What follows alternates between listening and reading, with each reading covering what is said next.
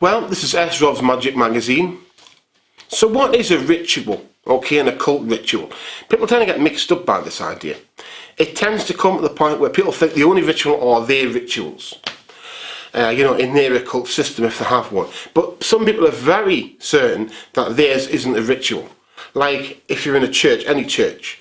People in church don't seem to link that as an occult ritual. It's like, no, that isn't a ritual, that's mass. That's not a ritual, that isn't occultism. In actual fact, a ritual is simply something where you use another item, or if you do a gesture, perhaps even. I tend to find it more as when you're doing something more complicated as concepts.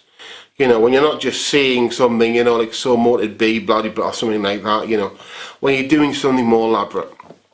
But why do people focus on that concept when actually, why is it important? Surely you do occultism if you practice it to benefit yourself, for it to work. Surely we should measure these things by, do they work for you? How do they work? Do they fit in with your lifestyle?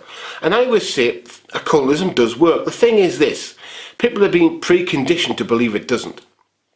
So people are faced with a situation where occultism works, and they have another explanation, which is a poor explanation, which is an explanation which could no way in any way possibly be true. They will embrace that explanation because then there isn't a such thing as real magic. And that's what it is. People have this, it's sort of like if you're in a hospital. If someone's in a hospital and you visit somebody and they're ill, they're very ill, and there's nothing they can do. Okay, they say, no, not much we can do. We're sitting there, we're putting them on a drip, and that's all we can do. But they get better, right? They happen to get better through chance. What happens? Medicine gets the benefit. They say, oh, it was brilliant, the nurses were great, the doctors, and they weren't actually doing anything because there's nothing they could do. And yet he happened to get better, or she, and so they get the benefit. Now with occultism, it's the other way around. It works the other way. What happens is, it works and then people come up with an excuse whereby it couldn't possibly have done it. People look for another excuse.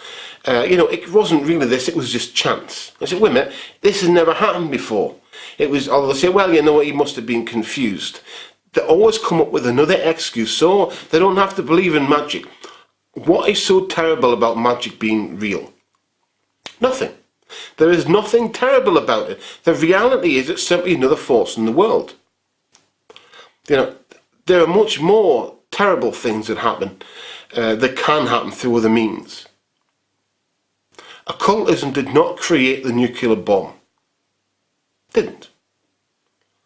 Occultism didn't create the gun, and these are just tools. Basically speaking, it didn't create any of these things. Occultism as of itself did not create a nuclear bomb. It didn't. Okay, the people who developed it, some of them were probably occultists. In fact, some of them were. But the reality is that it is a subject did not created.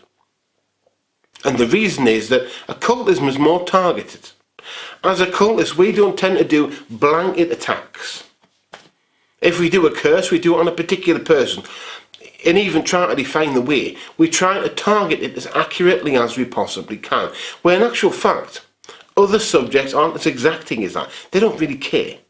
They just do whatever they want to do. Whereas for us, it's important that it works out as we want it to. That we don't just attack everybody.